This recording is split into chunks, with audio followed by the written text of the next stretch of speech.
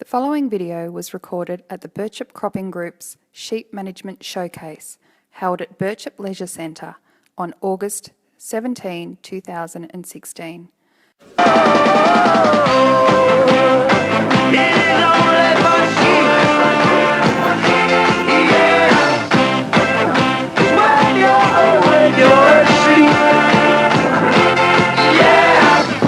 You show us a new way of sound. Hello all, I'm Chris Sounness, and as I say, I just, when I was thinking about my talk, I two things come into mind, and it probably reflects what age I am. The first one was the Bureau song there, growing up in the Countdown era, and Molly telling us to do ourselves a favour, and I don't know, you'd have to be about my age to remember the one-hit wonder that Only the Sheep by the Bureau, but hope you brought back memories if it did mean anything. And the next one was having a couple of kids that are now 13 and 11. Mem Fox, Where is the Green Sheep? I got to read many times, and if you're probably got kids about that age or younger, you'll know the book very well. And if you haven't got kids yet, I'm sure you'll get to know the book. The secret to it was 198 words, and I read an interview about Mem Fox, and she was saying when she did 8th version had 330 words, and she realised that was too many words when she was trying to communicate effectively. But once you get below 200 words, it's very hard to tell a story, because I tend to use far too many words, as I will now. So, does counting sheep help you sleep? And actually, I think what's being shown, it is a bit of a fairy tale, because it's what's going on at the moment in the broadacre industry, and I'm particularly focused in this sort of 250 to 450 mil rainfall environment, the Wimmera Valley, which is where I've lived in Victoria the last 20 odd years, and before that in a similar environment in WA. Most successful farmers that I've been interacting with often had this mix between livestock and cropping, and it is actually a bit of a fairy tale how these two different enterprises can work together and actually allow some optimisation to occur. We can have all these different charts and everything like that, and figures and everything like that, and I could flick through them to show you how everything is more profitable. I've got a few different ones there about cropping, about world wheat stocks, and how we're producing more than we're eating, and how oil price and the wheat price is intertwined, and so it's all been driven by the oil price now, wheat, and you get all worried. The challenge we have at the moment is we've come from a whole environment where I suppose farmers particularly have been basing a lot of their decisions around rules of thumb and thinking about the decision-making process, collecting some information, testing something, seeing it works, then repeating. And we're moving into an environment where digital agriculture is actually coming to the fore. And this is, I think Tim illustrated a fair bit, and I think Ken did also, the need to measure and make informed decisions based on data, because now actually a lot of these tools have enough skill to actually handle this data input. And as an industry, we have the challenge of how are we actually going to collect and curate the information to be able to make better decisions. Because if we don't do it, and we keep on basing ourselves on rules of thumb, we'll probably keep on getting similar results to what we're getting now. And actually the rest of the world will probably rush past us, because they will be making next decisions because of the ability of computing power and the machine learning, and we'll struggle to maintain our level of profitability. I've just got 2 or 3 different tools there. That one, yield profit, which we've been heavily involved in BCG, precision agriculture, which is actually going to be a huge profitability leap potentially for farmers. How it's going to take something doing differently, which is going to be people have to start enjoying spending time in the office, or feeling spending time in the office is rewarding. There might be 2 different thought processes, but at some stage, feeling the office is a place to actually a profit centre rather than a cost centre is going to have to occur if digital agriculture is going to reward. And how that comes ahead is going to be a challenge for the industry. But that decision-making process, as I say, everyone's experience is so important, rules of thumbs are so important, but they do have their limitation. And I think this has been illustrated in the last year or so with, everyone's talked about machine learning, and there was this, Google have developed this algorithm that could play this game, Japanese game called Go, which everyone thought was humans could always win, and the computer basically always was starting to beat the human. So the amount of computing power they could generate was able to do something better than humans, which they thought was going to be challenged. But the way to think about it is complicatedness is the measure of our ignorance, a cause for knowledge. And you can actually computers can generally do that. But complexity is the measure of supply. It requires mastery, and that's where the experience comes in. And we've got to realise that we're dealing with a mixture of both. And the way I heard Nigel McGuckian talked about it once, and I think it's a great way to think about it. Building a 747, believe it or not, is just complicated. There is a blueprint. As long as you put the bits together in the right order, the plane's going to hang in there long enough for you to get from A to B. You might want a few skills along the way to do it, but it is just complicated. But if you're trying to run an 18th birthday party or a 21st birthday party, you can have all the blueprints in the world, run everything according to plan, and you're still going to have something where you didn't think of, didn't know how to deal with that situation, people turning up that you didn't know were invited and so on, and how to deal with an 18th birthday party or a 21st birthday party. Not something I've had to deal with yet, but something I can see causing a bit of a challenge in a couple of years' time, is something that you can't actually have a blueprint doing because you're dealing with humans. So that's the complex. And we've got to realise that the humans, when it comes to complex decision making, is always going to be able to beat a machine, but a machine's going to always win in the complicated. So what we want to be able to do is make sure we free our mind up to deal with the complex and let the machines do the complicated. To do that, we need to actually be passionate and feel like it's worthwhile curating our data, putting the data in the one spot so that we can get the value from it. But how that's going to do, and I think the census a couple of weeks ago was a good illustration of how to, I suppose, disencourage people to want to enter their data and get disadoption in this space. And I think that's one of the real challenges we face, is how do we actually encourage people rather than disencourage? Because once we get that right, and a lot of it's going to happen by automation, is going to allow the complicated to happen, and then us as humans who've got the brain power, got the experience, is going to be able to do the complex far more easily. So, and the complex is all about optimisation, and I think Ken's talked about it, Tim's talked about it.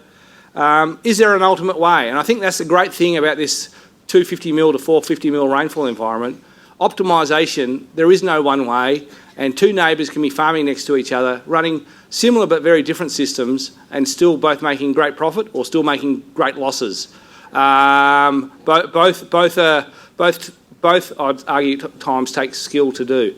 But so what is optimisation? And here's some work that Ed Hunt, consultant in South Australia, presented at GRDC, but I was looking back through the BCG trials, and Ed Hunt back in 2010 presented very similar results. So he's not presenting anything new. He probably helped BCG do that work and he's regenerating it. But as an industry, sometimes we probably don't necessarily always appeal, but I think a lot of the audience here, this type of results does appeal.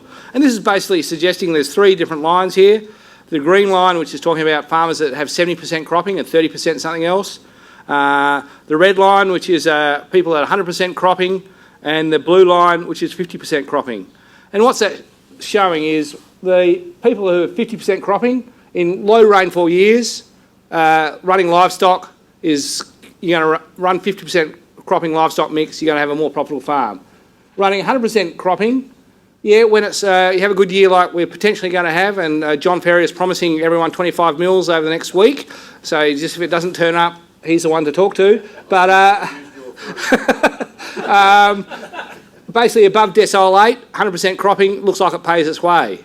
But what we're trying to do is, we don't actually know what the seasonal climate outlook is. It's very useful, but how many decisions you can make around is always the challenge. But basically, most of the time, having a 70%, 30% cropping is going to increase your chances of having an optimised production and having the flexibility to go sometimes 50%, sometimes 100%. You've got to be able to have a bit of optimisation. So that's going to change all the time. And what does that look like?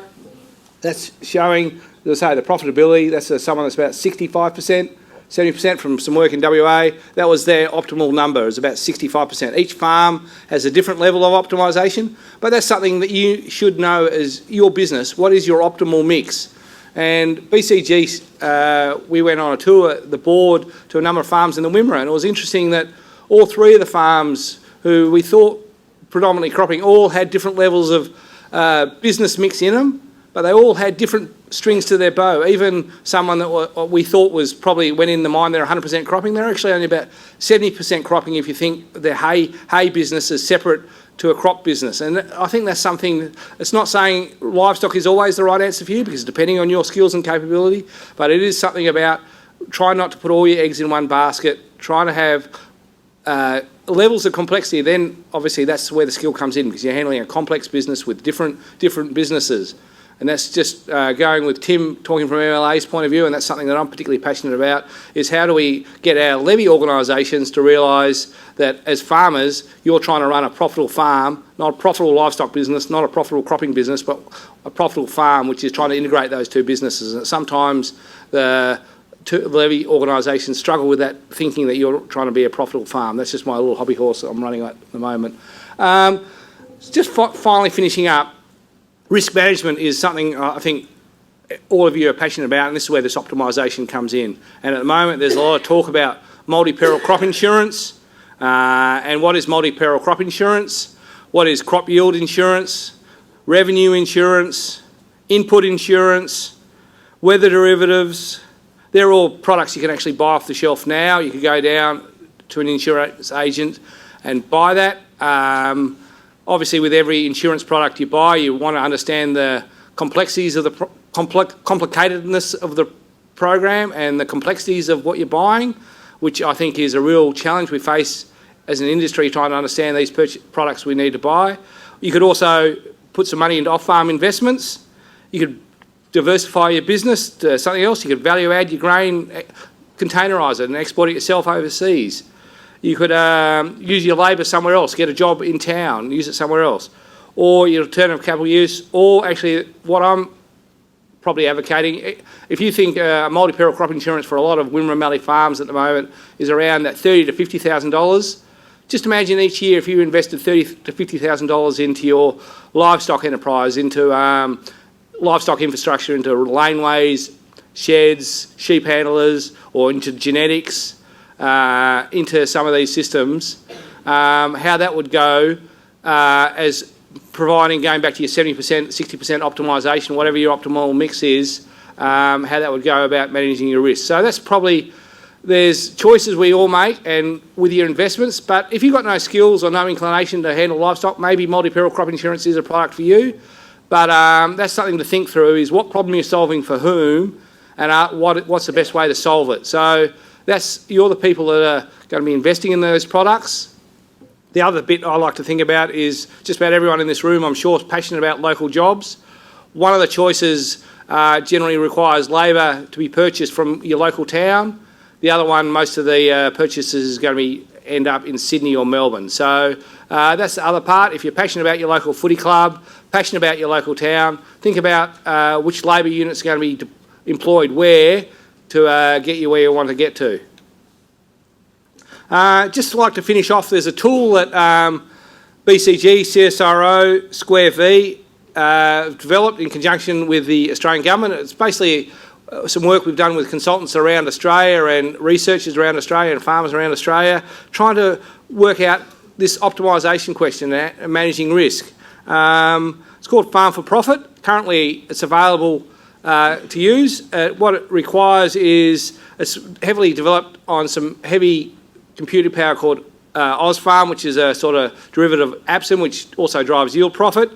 It tries to look at nitrogen balance, supplementary fielding requirements, based on your own real data that you've got to put in. Once again, this comes back to this data entry thing. If you've got good data sets that are curated, it becomes easy. If you've got it in your notebook, in your phone, in your worker's head, in your head, through the washing machine, at your accountants, wherever, it's bloody hard work to do, so that's probably something to think about. But it's basically, you get to choose your alternative management scenarios under a range of different real life seasons. So it sort of spins the wheels and comes up with the next 5 seasons and looks at where your profit levels would be if we had 5 random seasons from here to there. If you chose from going from 90% cropping to 70% cropping and introduced more livestock in the system, what would your profitability look like? How robust a business would you have? Or you wanted to introduce hay into your system, how would it go? So they're the type of things it can do.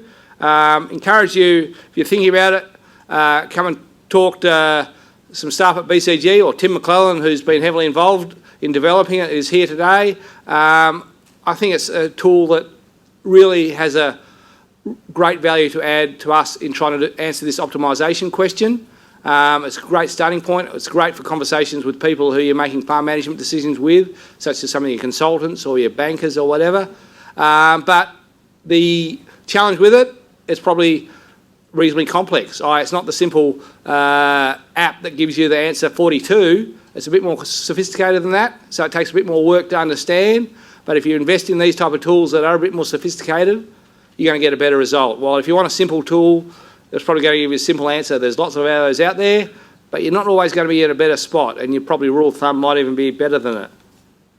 And I thought for those people who've got young kids who know the story, I'm sure some of you have read it many times and can recite the words, but those that don't, there's the 198 or 193 words from Where is the Green Sheep. If you've got kids, grandkids, presents for baby showers or whatever, great book to buy. Thank you.